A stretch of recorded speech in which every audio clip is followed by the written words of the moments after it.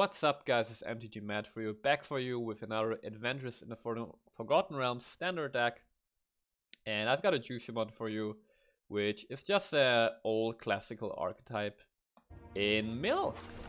That's right, so quick disclaimer, this is an actual standard deck, it's not a standard 2022 deck. I've already played a bunch of the standard 2022 and I'm really excited for the actual rotation to happen.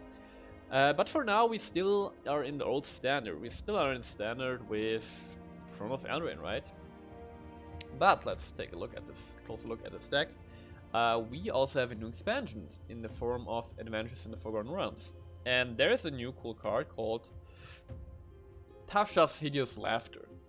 3-mana sorcery in blue, which says each opponent exiles cards from the top of the library until that player has exiled cards with total mana value 20 or more.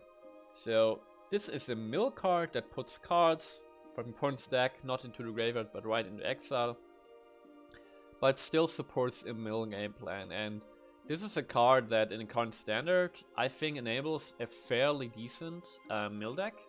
I've played this mill deck in Diamond and I had a win percentage rate between 50 to 60%.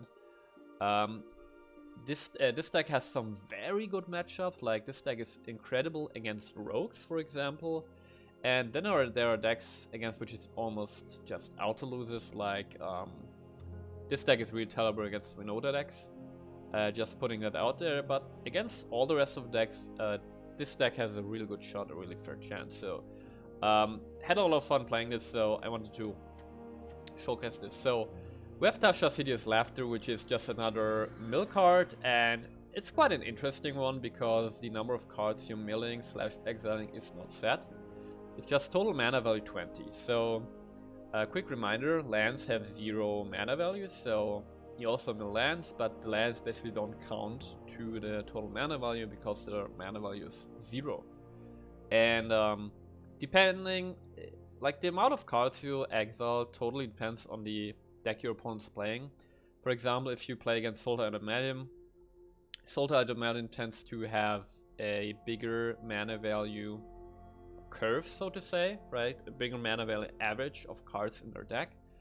Against with Tasha's Hideous Laughter, it's not that great because it only exiles, let's say, 8 to 10 cards usually. But on the upside, if those cards are high CMC, obviously they have more value for your opponent, right, and hurts more to lose them. But then there are decks like Rogues with Lurus, where really only high CMC card in Rogue decks is Into the Story. Where Tasha's Hideous Laughter, man, this can hit like 20 cards. Really, this can be incredible. So a big fun part of this deck is just casting Tasha's Hideous Laughter and just seeing randomly how many cards you just exiled. So yeah, this card inspired me into building a mill deck, and how does the rest of the deck look? So this is not a mono blue mill deck, it's a Dimir mill deck because I was starting to build this deck with a mono blue approach, and I realized, you know what, with Tasha's Hideous Laughter as a mission, there are actually enough efficient mill cards now in standard that you don't need to rush milling your opponent, right? Because oftentimes mill decks have this feeling that you're in a race with your opponent and you just try to mill them fast because, you know, if you're too slow you're just gonna lose, right? You don't have time. And this deck takes a different approach in that by putting in black, not only do we get access to Drowned Lock, which is obviously an amazing card from Throne of the Eldraine, everybody knows from Rogue decks, and obviously synergizes perfectly with mill. You can kill a creature or counter any spell, right? But also by putting in black, we get to put in Shadow's Verdict, which you know, buys us time against very aggressive decks. And as I was just mentioning, with this kind of mill deck, you don't need to actually rush your opponent, right? You have a decent win condition. You know how you want to win. And it's only about getting there, right? You have a very clear win condition, and Shadow's Verdict really buys you a lot of time. It can buy you a whole turn, right? And so this is a mill deck that actually tries to be more reliable and not to be like a lottery style mill deck where you just hope to raise your opponent, just hope to be fast enough, or otherwise you lose. This is not that kind of deck, so that's why it's actually more resilient in the meta, and that's why I like to play it. So this is why you have black in this mill deck, because of Shadow's Verdict and Drawn Unlock. Let's take a look at the actual mill plan cards, right? We have 4 Ruin Crabs. Obviously, everybody knows this card from rogue decks, but it's just great for milling, obviously, right? 4 off, landfall, mill 3 cards to your opponent. One thing to note about Ruin Crab is actually Ruin Crab is not a turn 1 play. If you play Ruin Crab in turn 1, it does nothing, and you give your opponent the possibility or the opportunity to react to it. So Ruin Crab is actually turn 2 play, where in turn 2 you play Ruin Crab and then you play your second land. So you have guaranteed a guaranteed effect from Ruin Crab. Just want to put that out there. So this is one of our 1-drops. The other 1-drop is Overwhelmed Apprentice, also very nice 1-drop for milling. Raise your opponent for 2 cards, which is not much, but it's some, right? We're happy about every little bit. That helps us get to our win condition. And then you scry 2. This is your go-to turn 1 play. You get a little body on the board, you mill your opponent a bit, but most importantly, you get scry 2 so you can really make your draws better, because this deck actually has 22 lands, right? So this really helps you get your first land drops going. Then in the 2-drop slot we have Drawn Unlock. As already said, we have 4 copies of Maddening Cacophony, a mill card from Zendikar Rising. Just pay 2 mana, each opponent mills 8 cards. You can also kick it for an additional 4, and then each opponent mills half the library rounded up. More often than not, you will pay 2 mana for this to just mill 8 cards. And interestingly, with this card, if the game goes late enough that you actually have 6 mana available, sometimes the kicking isn't really adding any value, because think about it, if your opponent is already below 20 cards in their deck and you kick this, let's say he has 20 cards, you mill 10 cards, right? But if you had not kicked it, you would have milled 8 cards. So the difference is just 2 cards there, and really, if you're getting below 16 cards in your opponent's library, it's actually a downside of kicking this, because let's say your opponent has 14 cards in his deck, you kick this, you mill 7 cards, whereas if you had just had paid the 2 mana, you may actually mill 8 cards. So just a thing to keep in mind with this card. Then in the 3-drop slot, 4 copies of Tasha's Hideous Laughter. Already talked about this. 4 copies of Teferi's Tutelage. Very important card, because Teferi's Tutelage is the only card in our deck besides Ruin Crab that can give us repeated millage, right? Which just sits on the board and can give you value over time. So this is really important. Also, the draw a card, discard a card is really nice to get through your deck and find the cards that you need, because in control deck types, matchups you won't need to Shadow's Verdict, and in aggressive matchups you might not need to Draw and Unlock because you just try to find the Shadow's Verdict, because otherwise you lose. So Teferi's Tutelage, a very big component for our win condition here. Then the 4-drop slot, we have 4 copies of Reign of Revelation. Instant speed, draw 3 cards and discard a card. Very efficient spell, and the most important part for us is that we draw 3 cards for 4 mana. We don't really care about discarding a card, because with this deck we can be very selective, and you usually know what card you're looking for. You're mostly looking for another way to draw, to fuel your Teferi's Tutelage, or you're looking for a counter spell or for a removal spell. You usually know what you're looking for, so discarding card you don't need is not a big deal. And you get to draw 3, which is nice with Teferi's Tutelage.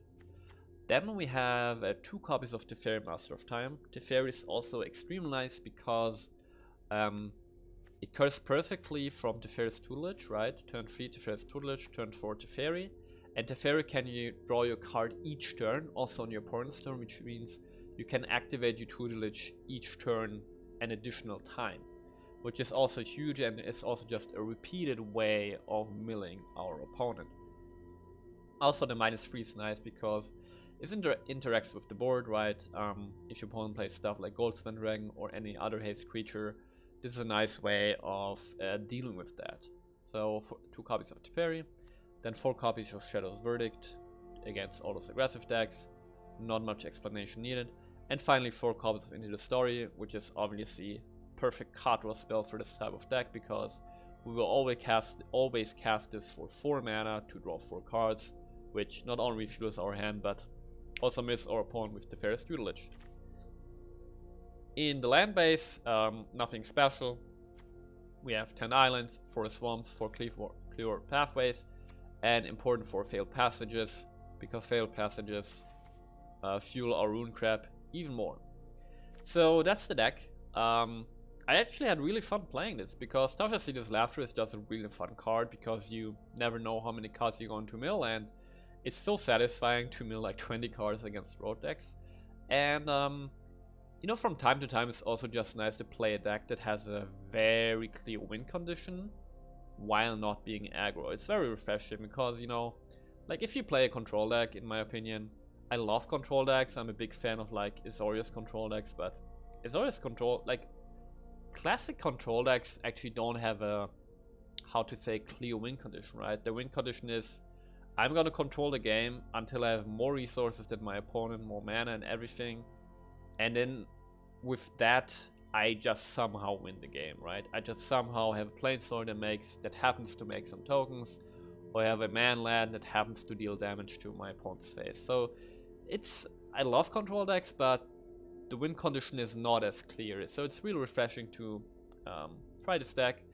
So you should also give this a shot. If you enjoyed the video, please don't forget to leave a like and a subscribe, and I see you guys soon. This is a bit of a weird hand, but I'm still gonna keep it, mainly because we do have our Rune Crab on turn 2, and you don't need it on turn 1. And with a Shadow's Verdict, in case things go south.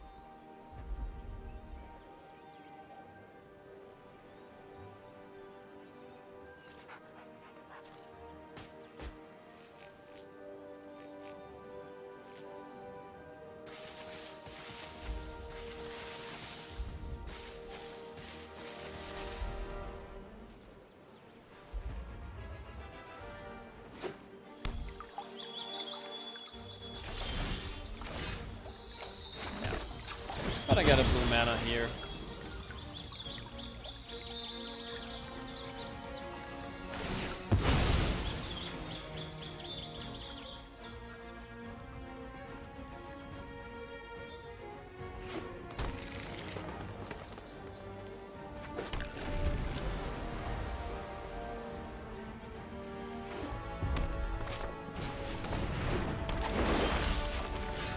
Ruin Crab.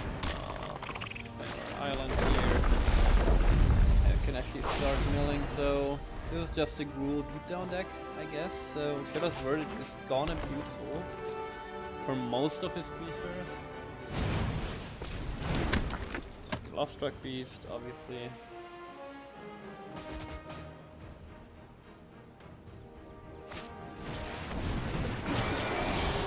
Yes, protection from black, which is annoying. Swamp here, Apprentice.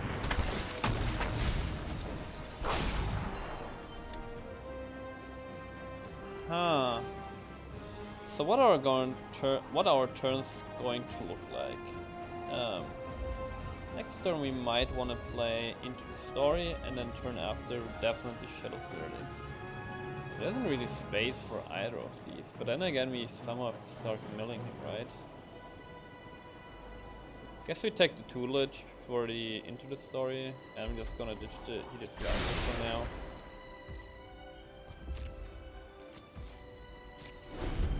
Nice thing is if you play the 4 or 5 drop here, we can counter it and then, you know, deal with the rest via Verdict. So we actually don't want to counter this, right?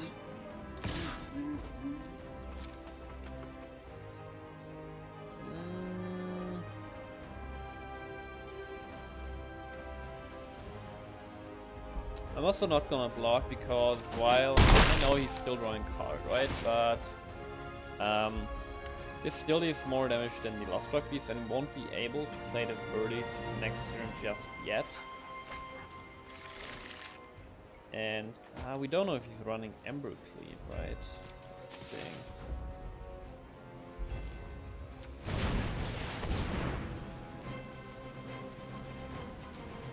Whoa, that's bad. Okay, I have to counter it because it can't deal with that actually. If you want to be able to play the tutelage here. Which I think we want so that we just get some leverage in the game, right? Because this way we can next turn go Shadow's Verdict, clear the board, and then we start milling. Get our black source here.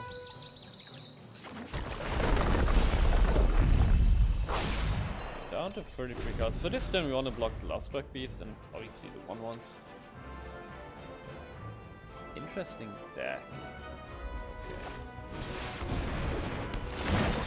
That's actually not too bad because at least it means that he's not putting that much more pressure on the board for now, or at least no hasters or something.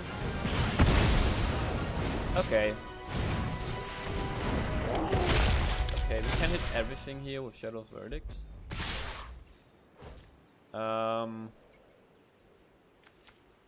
If we keep this, this is another 6 cards milled. But this way we take 9 damage. I mean, it's not fine, but we have to find our edge somewhere, right? The Rune Crab is cool.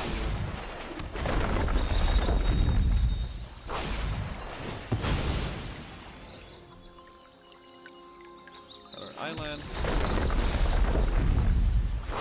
Play the Verdict.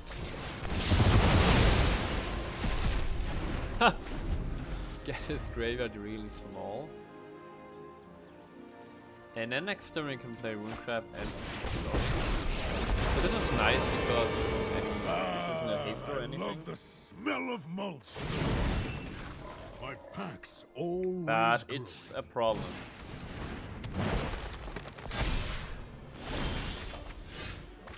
Okay, do you like the Apprentice? Let's draw a bunch of cards first here. Okay, another Shadow's Verdict. Wait. Are we dead?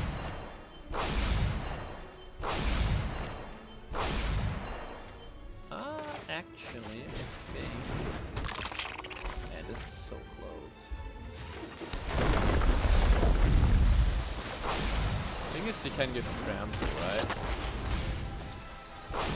We're so close. Fairy is not needed, I'll take the round. So this can become a 6/6 trampler, but we have stuff to block. This is the problem. It's down to 3 cards. I mean, hasters are a problem here, right?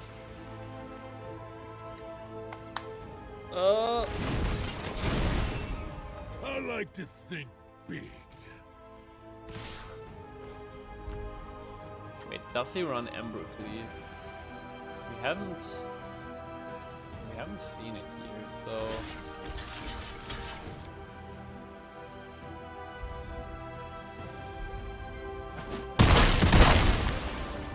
okay.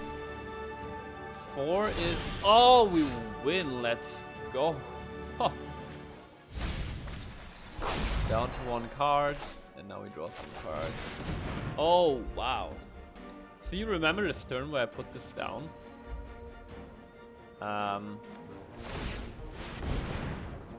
Where I put this down before casting a Shadow's Verdict, just so that we actually get a win condition going.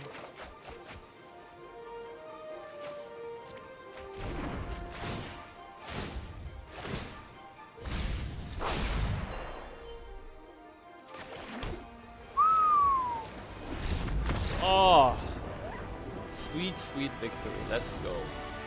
Let's go. Alright, next game here.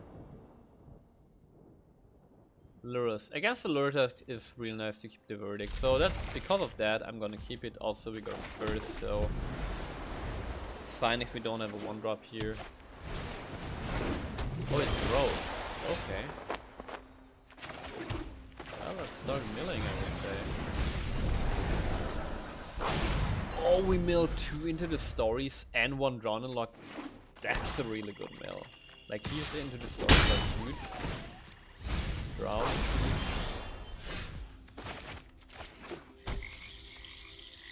huge. He can, so we only have 2 cards in graveyard, so we can't counter this with a Drown and lock. Man, if this goes through against the Lure stack, and we already milled into the story, which is mostly the only high CMC cards in the stack. Okay, let's go. 43 cards in a stack. Let's see. Does it resolve?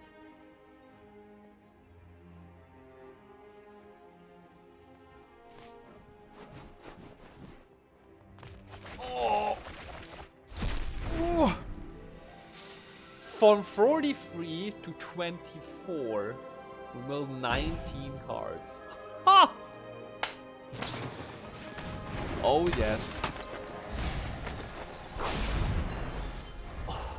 Oh, look at this. Wow, we milled 2 drowns. 1 drown is in his graveyard. And another into the story.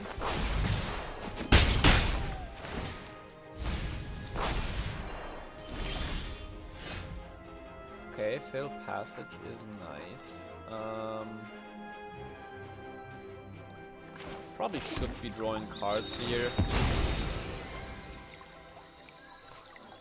To just, you know, find our 5th land for Shadow's Verdict, because we haven't won yet, obviously, and we don't have great ways of finishing him here. We only have card draw and removal. So because of that, we should try to end the board here. Okay, 1 mana open. Let's draw some cards. Definitely need the land. Drown could be useful. I'm actually not sure if we need this Cacophony. I think I'm ditching the Cacophony because we can just get our mill going with Fierce Tutelage. Yeah, we can still easily lose here if he has a counter spell that's dead. If not, we have a shot.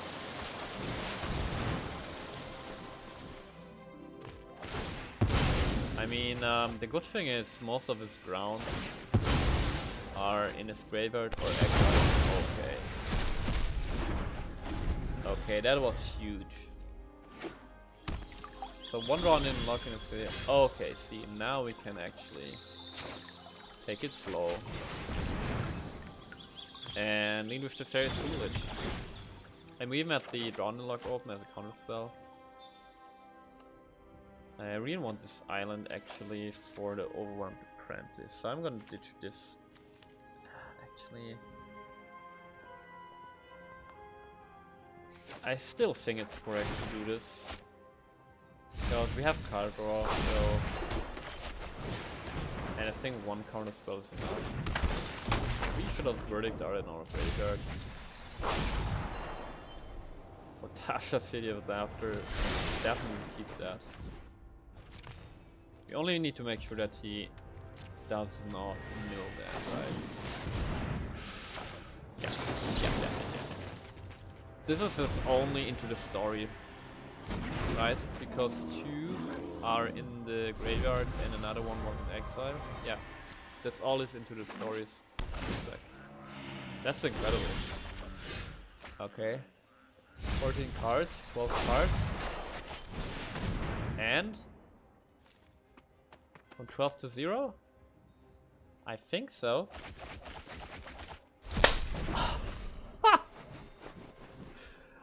Oh, beautiful. Absolutely beautiful. It's exactly how the deck is supposed to play out. Exactly like that. Opponent goes first. With our opponent going first, I like having a 1-drop and having an eventual Shadow's Verdict. It's a Zag of Triumph, but we don't see a Yorion, so this might be Rogues. Probably not Rogues. Okay, this is not great, we need land. What is this deck? Is this Solar Ultimatum without Yorion? Might be.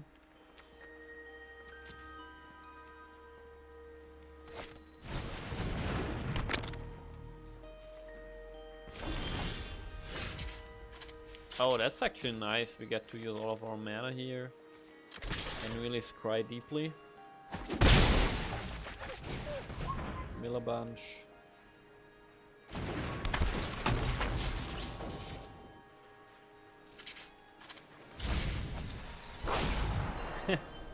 Ditched another Shark Typhoon. Okay, we need mana here. We can't take any of that.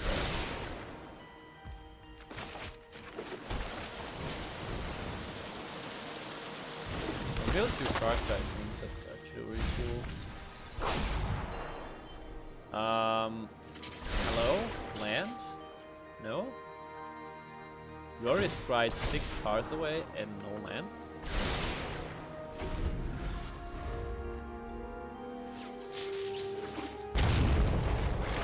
I mean, we do have 22 lands in the deck, to be fair, but still.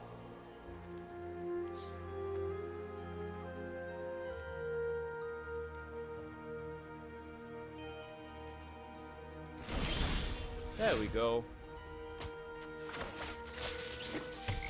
Let's attack first, maybe have some responses. Otherwise we just left it, but yeah, this laughter is probably not great against this deck because he seems to have some high CMC cards. If he counters this, he doesn't get to draw a card this turn, so that's an upside at least. But we're not in a great spot here. His graveyard still only has 6 cards, which means Into the Story is not discounted. It's 47 cards, so okay, hits 7 cards. Another Shark Typhoon, so yeah, only 1 Shark Typhoon left in his deck. Yeah, but this seems like this looks like classic control-y Sultai, right? Oh.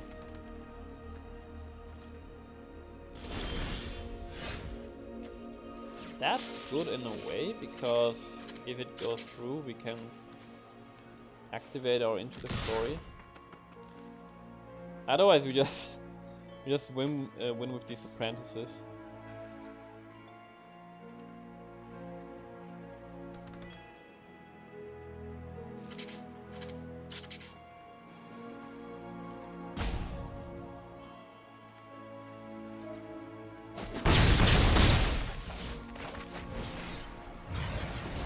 See if it goes through. Have we seen a counter spell? We haven't seen any counter spells yet. Okay, here's the first one. I mean, it's better to have this counter than our Into the Story, and this actually activated our Into the Story, which is nice. He could have also exiled a card from his graveyard to make it so that Into the Story might not get activated.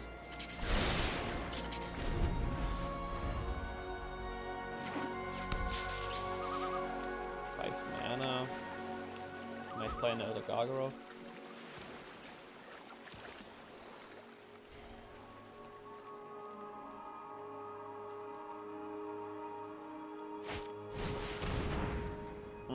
That hurts, man. Then again, we didn't have the 4th land yet, so... Also gonna gain 4 life from the tome.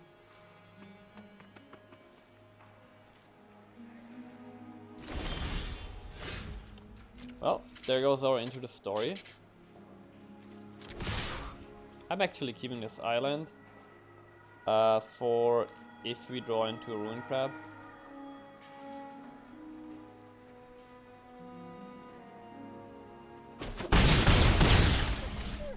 Look at our army of apprentices. Gonna go up to 13 life.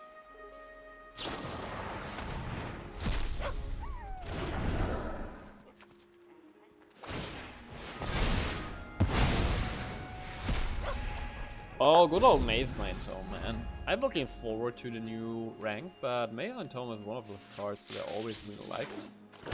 And I mean, I'm not gonna miss it because I'm always happy if, you know, standard rotates and we don't get to see the same cards over and over again, but still, Maze Knight Tome is really such a neatly designed card. Just really, really nice.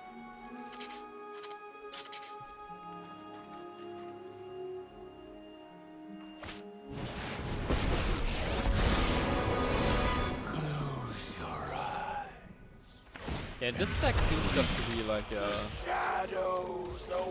good stuff full deck, right? Alright.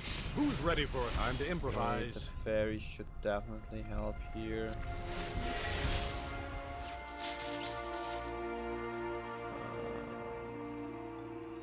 I'm not attacking. I can triple block one of these nightmares.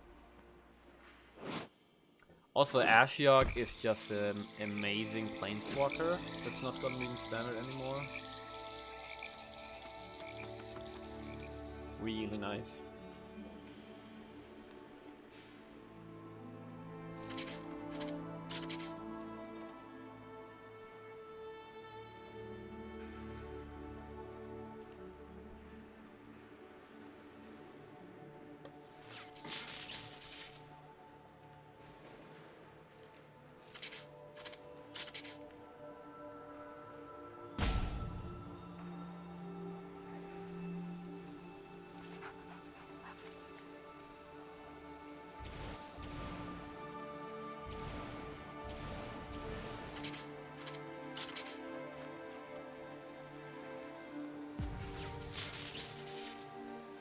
I'm just thinking here what to do.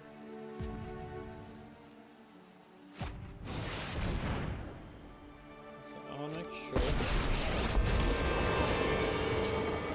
You really want to fight me? Okay, he's now milling himself here, which is good for us. Obviously. Come Also, on, he's there's tapped gotta be out. something That might be useful. relevant. Terror lurks among us. I guess he's attacking here, or at least I hope. I hope he does.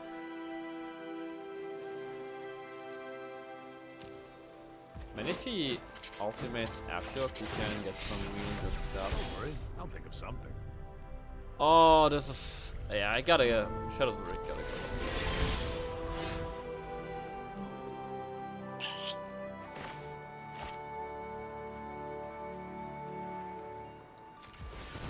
I think we cast Tutelage here and hope to find the land. Ah, but we need a blue land. Actually need a blue land.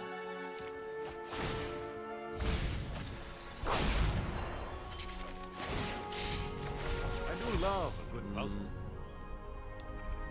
Yeah, Tasha's Hideous Laughter is not gonna be that great, so let's ditch that.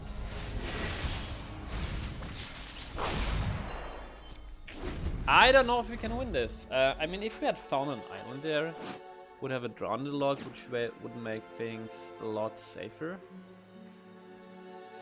Also, if you cast Ashiok here, like -7, you can get Into the Story, a Madden Cacophony, and the Tasha City of Laughter, which is really powerful against our deck. He could start milling us, actually. Combined with those nightmares, we might be the ones getting milled here, but we'll see what he's doing here. Probably plussing Professor Onyx again, yeah, okay. So again, he's helping us milling.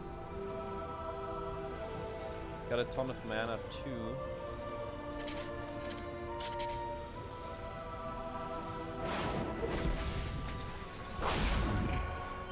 Let's go digging.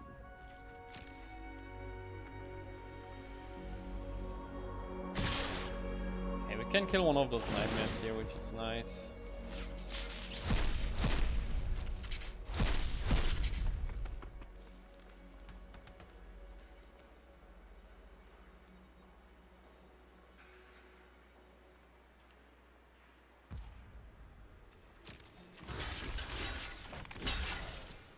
I mean, the 2 toughness doesn't really matter, right? And we trade 1 for 1 here.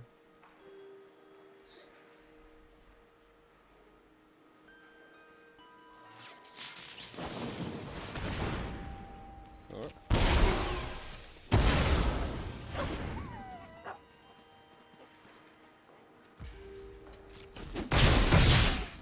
Slow down.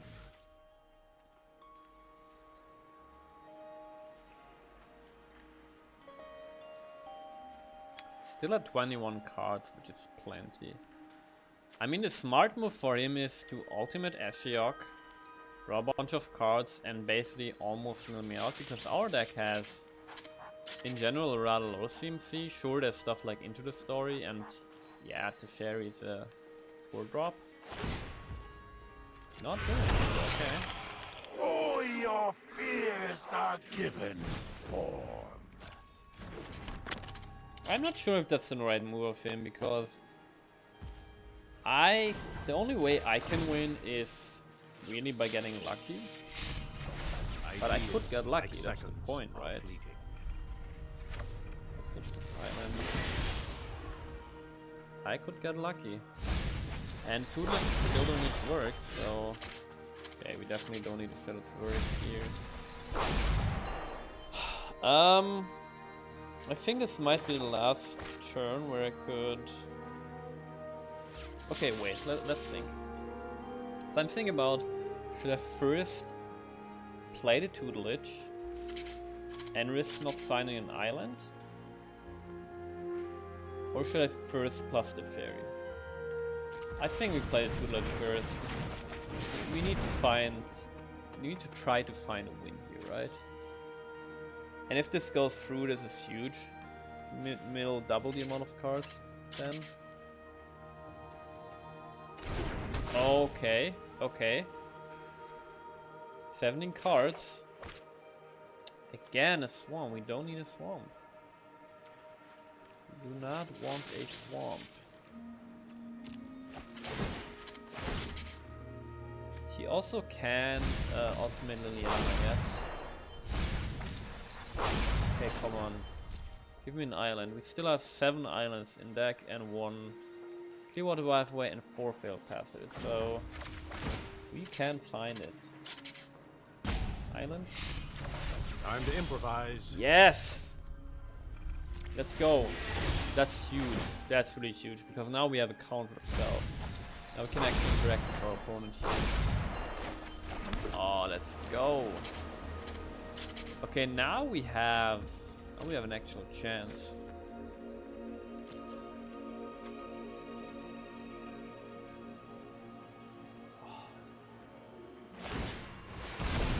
He's even drawing a card. I mean, it doesn't really matter, like.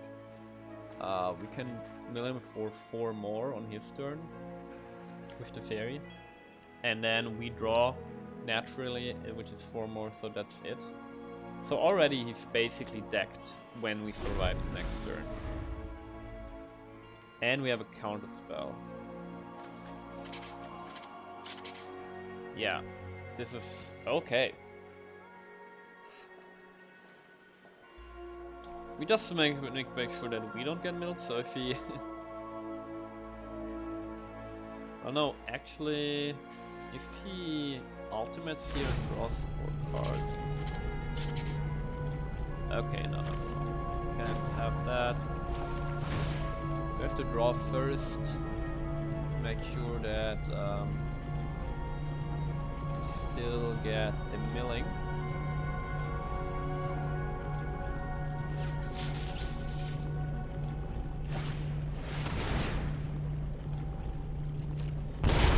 Question, do I care about... Do you care about my Teferi getting milled? I mean, we're gonna mill him for 4 cards here. Then we're gonna mill him 1 more, like 2 more, with our natural draw. Oh, this is actually a tricky situation. But the thing is, we also need to exile something in our hand, so we need to make a decision here. I'm gonna go for it, right? Because otherwise he survives. I think I have to go for it.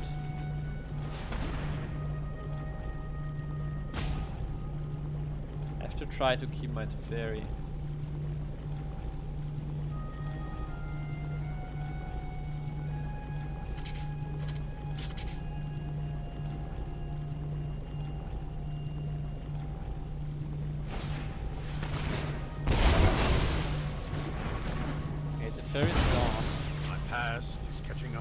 Still drawing a card here, still milling 4.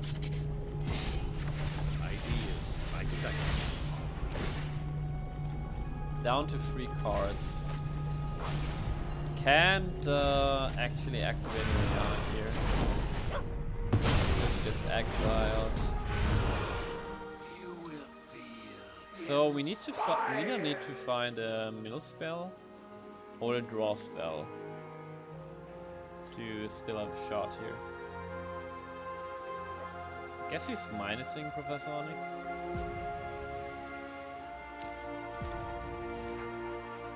Yeah, that was pretty clever to bounce one of the tutelages here. You'll learn the power Okay. of death. So we're gonna exile 6 cards here. There was an into the story. And otherwise just garbage. So that's good actually. Okay. So funny we're at 8 lives, so... And he doesn't have a man land, so okay. Either we can survive one more turn, which I think is highly unlikely, but it might be possible, or we draw a card here that wins us the game.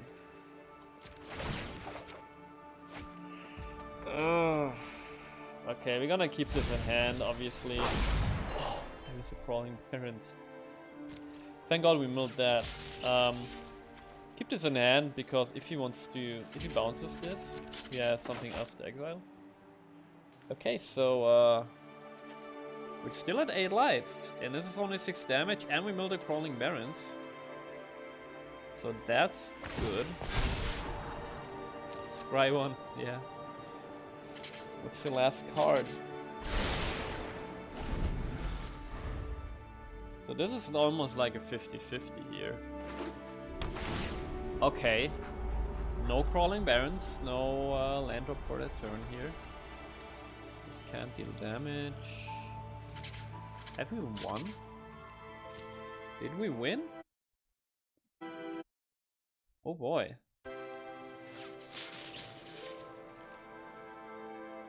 Did we win this game?